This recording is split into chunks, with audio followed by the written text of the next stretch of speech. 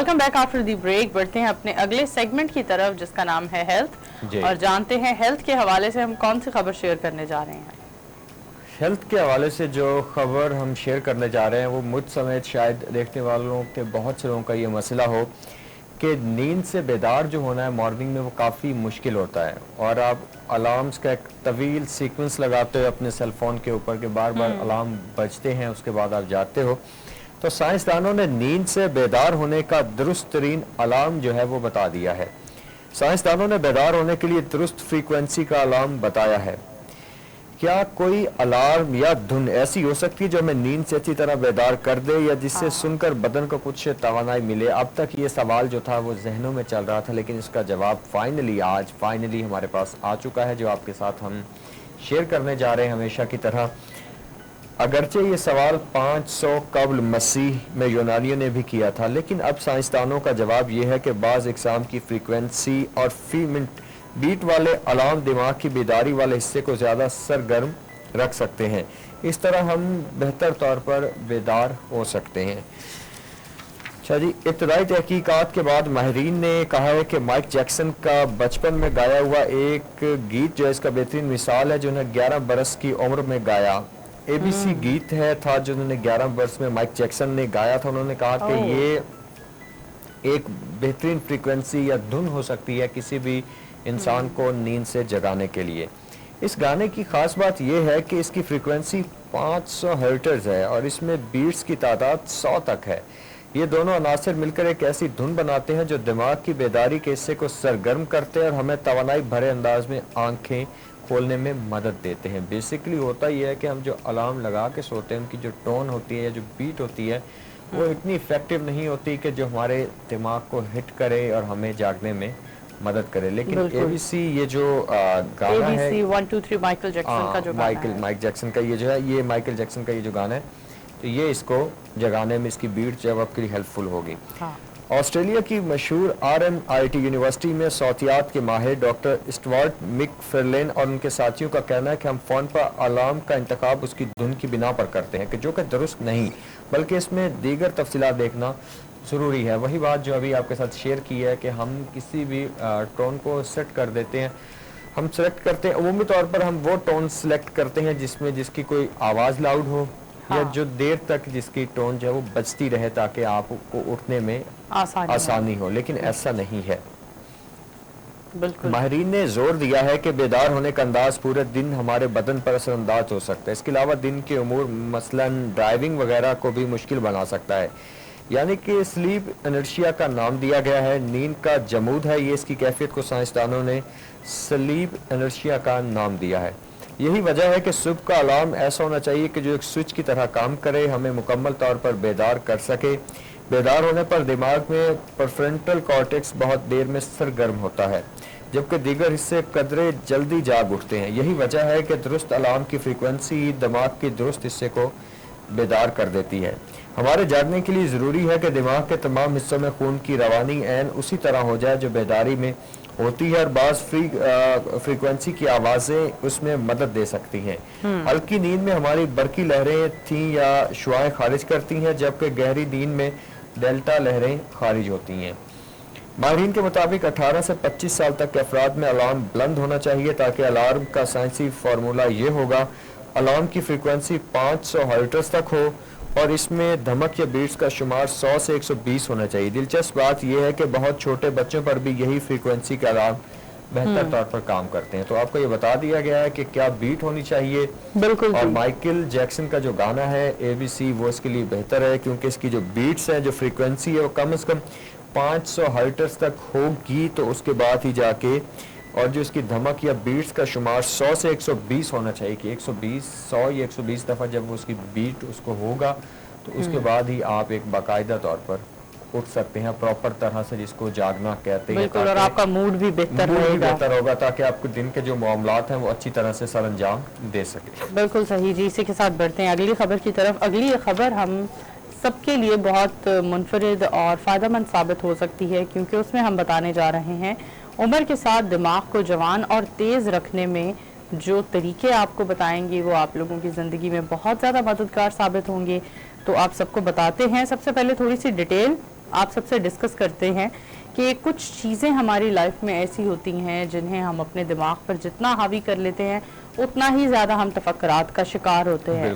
तो बेहतर ये है कि हम अपने दिमाग को जितना लाइट रखेंगे, जितना परेशानियों से, मुसीबतों से और सोचों से दूर रखेंगे, उतना ज़्यादा हमारा दिमाग तेज़ काम भी करेगा और जवान भी रहेगा। और जब आपका दिमाग तेज़ काम करता है और जवान रहता है तो फिर आप उसी के असरात आपके चेहरे पर भी आहिस्ता आहिस्ता आपकी पर्सनैलिटी पर भी आना शुरू हो जाते हैं। तो बताते हैं आपको सबसे पहले कि वो कौन सा तरीका है जिससे आप अपने दिमाग को तेज और जवान रख सकते हैं। सबसे पहला तरीका है दोस्त बनाने के लिए वक्त निकालें। हम अपनी लाइफ में हमेशा एक ही बात सब लोगों के मुंह से सुनते हैं कि जिंदगी में इस काम के लिए वक्त नहीं है, तो वक्त हमें खुद मेंटेन करना है, हमें एडजस्ट करना पड़ता है, एडजस्ट करना है वक्त को, एग्जैक्टली हर चीज को एक मतलब आपको कैटेगराइज करना पड़ता है कि किस चीज के लिए आपने कितना टाइम देना है, करना है। बिल्कुल जी, आप अगर दोस्त बनाने के लिए वक्त निकालेंगे तो इसका फायदा आपको भी होगा। आप अपने बहुत सारे मसले मसाइल उनसे शेयर कर सकते हैं, जिसके बाद आप हल्का महसूस करेंगे। उसके अलावा आप अगर खुद किसी भी किस्म के टॉर्चर में है, डिप्रेशन में है, तो दोस्त एक वो पर्सनालिटी होती है जो आपकी पर्सनालिटी को जज कर रहा होता है और आप अच्छे हाल में हो या बुरे हाल में हो, वो उन हालात से वाकिफ होता है, चाहे आप शेयर करें या ना करें। तो दोस्त बनाना एक ऐसा अमल है जो आपके दिमाग को तेज भी रखता है, ताज़ा भी रखता है और जवान भी रखता है।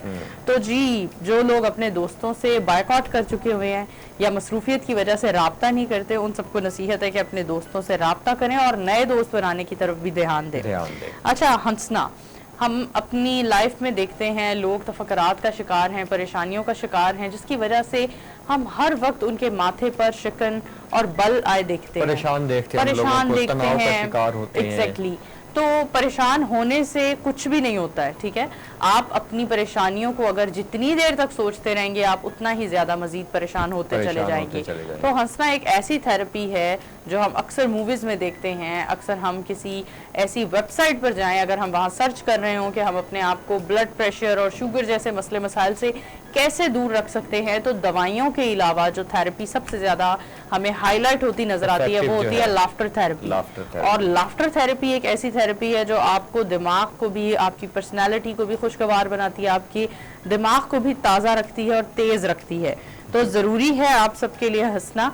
लाइफ में अप्स एंड डाउन्स तो हर किसी के साथ रहते हैं, लेकिन अगर आप अपने दिमाग को ताज़ा रखना चाहते हैं, अपने आप को जवान रखना चाहते हैं, तो ज़्यादा से ज़्यादा वो काम कीजिए जो आपको खुशी देते हैं और आपको हंसाते हैं। बिल्कुल। अच्छा, इसके अलावा चलते हैं आगे और घर से बाहर निकलें। हम बहुत सारी हाउसवाइफ्स को देखते हैं अपनी ज़िंदगी के 24-24 घंटे एक दिन के वो पूरा दिन घर में गुजार देती हैं, ठीक है। और हम उनको इसी वजह से, शायद यही वजह है कि हम उनको ज़्यादा परेशान देखते हैं और ज्यादा जल्दी वो बूढ़ी हो जाती है। इतनी उम्र नहीं होती है जितनी हमें उनकी पर्सनालिटी मैच्योर दिखना शुरू हो जाती है। मुख्तलिफ तरह की जो बीमारियां हैं जिनमें उनमें घिर जाती बीमारी हैं या जिस्मानी बीमारी हैं, उनमें ऐसा इंसान घिर जाता है। हाँ, अच्छा, एक छोटी सी बात है, आप जब कुदरती मनाजिर देखते हैं, बाहर निकलते हैं, बारिश होती है, रेनबो निकलती है, आप अपनी तमाम परेशानियां भूल जाते हैं और वो कहीं पीछे छोड़ देते हैं और आप कुदरती जो खूबसूरत चीज़ें हैं और जो अल्लाह ताला की बनाई हुई चीज़ें हैं उनमें महव हो जाते हैं। चाहे आप ख्वाहे किसी पार्क में ही क्यों ना जाएं, आप फूलों को देखकर अच्छा महसूस करते हैं, आप वहाँ खेलते हुए बच्चों को हंसते हुए देखकर अच्छा महसूस करते हैं। तो बाहर निकलें, चाहे आप कहीं भी जाएं, लेकिन बाहर ज़रूर निकलें ताकि आप अपनी उन परेशानियों और तफक्कुरात को भुला सकें जिनका आप शिकार हैं। अगला है मामूलात से बाहर निकलें। हम सभी देखते हैं कि एक ही रूटीन हमारी बनी हुई है, सुबह उठते हैं, शाम हो जाती है और बस इसी तरह हमारी जिंदगी उम्र तमाम हो जाती है। इसी तरह से उम्र तमाम। तो आप सबको चाहिए कि आप अपनी जिंदगी में मामूलात से हटकर कुछ करें। जो रोज करते हैं वो तो सभी चलता ही है, लेकिन लाइफ में रोजाना कुछ ऐसा करें जो आपकी अपनी पर्सनालिटी के लिए मैटर करता है। आप अपने बच्चों के लिए बहुत कुछ करते हैं। आप अगर हम हाउसवाइफ की बात करें या काम करने वाले मर्द हजरात की बात करें, तो आप लोग अपनी फैमिली के लिए बहुत कुछ कर रहे हैं, आप लोग अपने हर रिश्ते के लिए कुछ ना कुछ कर रहे होते हैं। लेकिन सवाल ये उठता है, आप लोग अपने लिए क्या कर रहे हैं? अपने लिए अपनी जात के लिए हम अगर हाउसवाइफ से बोलें कि आपको सिर्फ आधा घंटा या 15 मिनट वॉक करनी है, तो वो उनकी लाइफ में से वो 15 मिनट भी नहीं निकाल पाती हैं। तो आपको कुछ ऐसे अमामल करने हैं जो आपके लिए बेहतर साबित होते हैं। तो मामूलात से हटकर करें, लाइफ में कुछ ऐसा जो आपकी रूटीन से हटकर हो। रोजाना की बुनियाद पर अपनी लाइफ में कुछ ऐसा ऐड ऑन करें जो आपने कल ना किया हो, जो आपने परसों ना किया हो, जो आपने लाइफ में पहले कभी ना किया हो, आज कुछ ऐसी तूफानी करके देखिए। अच्छा, एक बार फिर तालिब इल्म बन जाएं। हम अपनी स्टूडेंट लाइफ का जो एक टेन्योर होता है, टाइम पीरियड होता है, वो हम हमेशा अपनी जिंदगी में बूढ़े हो जाएं, जवान हो जाएं या किसी भी हम टाइम में पहुंच जाएं, हम अपना स्टूडेंट लाइफ का टाइम हमेशा याद रखते हैं और वो हमारे लिए बहुत गोल्डन टाइम होता है। हाँ, लेकिन अगर आप अपनी लाइफ में किसी भी हिस्से में हैं और आप वापस अपनी स्टडीज कंटिन्यू करते हैं, तो मुझे लगता है आप वापस उस लड़कपन, उस बचपने में वापस लौट जाते हैं। आप जब किसी क्लासरूम में जाते हैं तो आप वापस वैसे ही हो जाते हैं जैसा आप 10-15 साल पहले हुआ करते थे। तो अपनी स्टडीज कंटिन्यू करें। खासतौर पर मैं खवातीन का जिक्र इसलिए कर रही हूँ क्योंकि मेजर मतलब जो हमारी ऑडियंस है वो हमारी खवातीन होती हैं, हमारा मॉर्निंग शो देखने वाली, और हम खवातीन को ही आजकल हम देखते हैं उन्हें घर से बाहर निकलने का मौका नहीं मिलता, अपनी स्टडीज कंप्लीट करने का मौका नहीं मिलता, बहुत जल्दी जिम्मेदारियों में डाल दिया जाता है उन्हें। तो तमाम वो खवातीन जो अपनी स्टडीज कंप्लीट नहीं कर सकी वो वापस तालिब इल्म बनने की तरफ कुछ सोचें। और उसके अलावा अगर मर्द हजरात भी हैं, आप लोग भी अगर PhD करना चाहते हैं, MPhil करना चाहते हैं, वट जो भी करना चाहते हैं, तो आप लोग कंटिन्यू करें। ये चीज ना सिर्फ आपकी प्रोफेशनल लाइफ के लिए, आपके काम के लिए, आपकी इनकम के लिए, बल्कि आपकी सेहत के लिए भी बेहतर साबित होगी। अच्छा, एक वक्त में एक चीज पर तवज्जो मरकूज करें। ये मामला और ये मसला हर किसी के साथ है कि हम टीवी भी देख रहे होते हैं, हम मैसेजेस भी कर रहे होते हैं, हम सोशल मीडिया भी यूज कर रहे होते हैं और साथ में हम खाना भी खा रहे होते हैं, और इसके साथ साथ हम घर में मौजूद अपने फैमिली मेंबर्स को भी टाइम दे रहे होते हैं। तो एक वक्त में एक काम करें और उसी को ही क्वालिटी टाइम दें। अगर आप फैमिली के साथ बैठे हैं तो सिर्फ फैमिली के साथ बैठे हैं, अगर आप मोबाइल पर कोई असाइनमेंट कर रहे हैं तो सिर्फ असाइनमेंट कीजिए।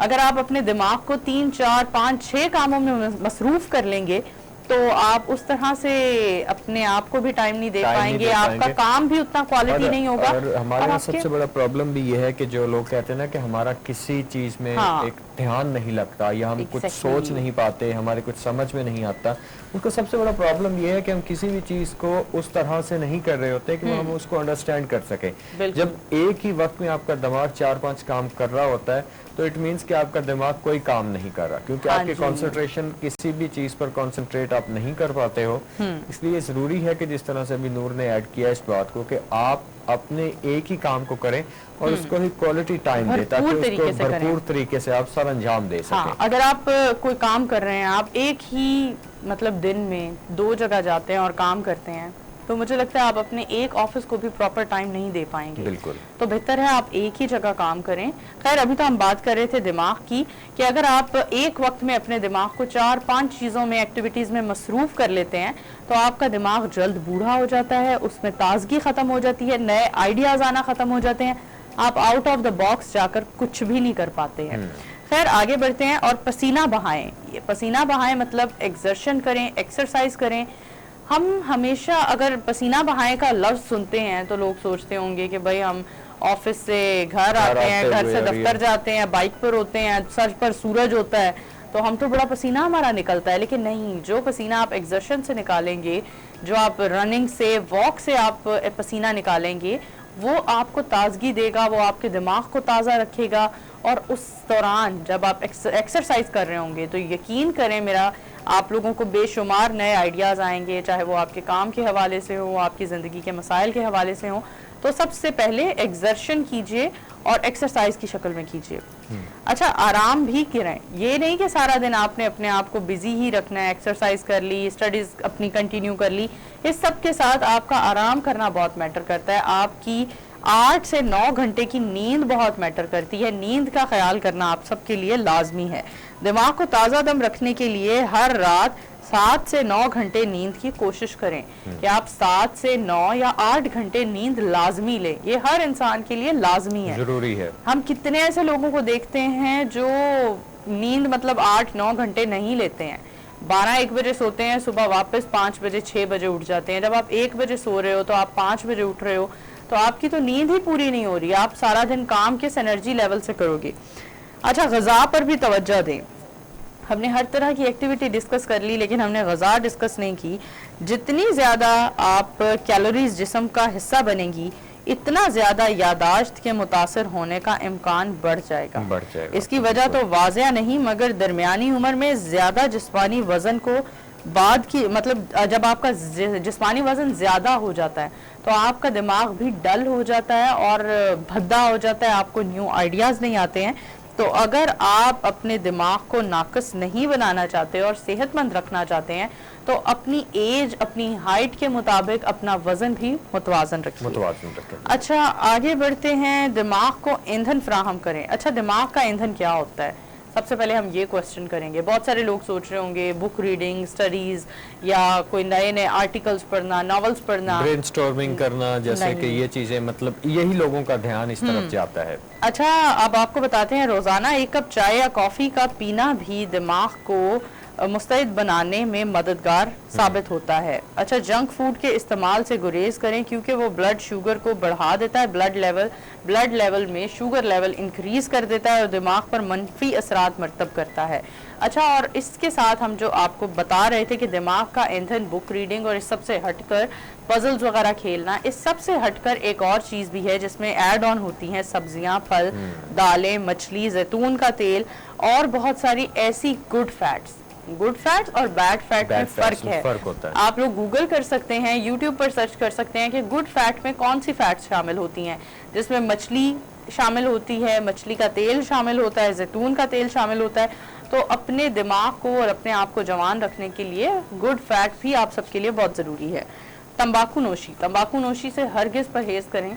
आपके दिमाग में कुछ ऐसे सेल्स होते हैं जिसको सिगरेट पीने से आप लोग डेड कर देते हैं, तो तंबाकू नोशी से हरगिज़ परहेज करें। अच्छा, दिल का ख्याल रखें। एक तो दूसरों के दिल आजारी ना हो, इस चीज़ का भी ख्याल रखें। इसमें अपने दिल का भी ख्याल रखें। एग्जैक्टली, अपने दिल का भी ख्याल रखें।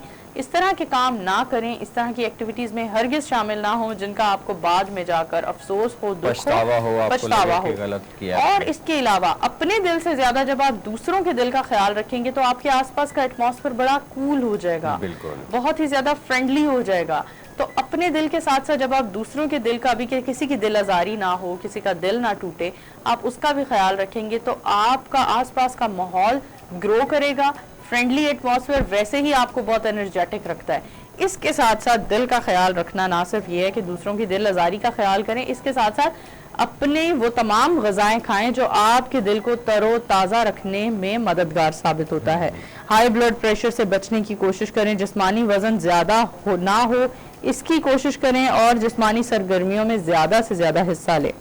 अच्छा, अब हम हर चीज़ तो डिस्कस कर चुके हैं, इसमें एक और चीज़ डिस्कस कर लेते हैं जो मौसीकी होती है, जिसे रूह की ग़िज़ा भी कहा जाता है।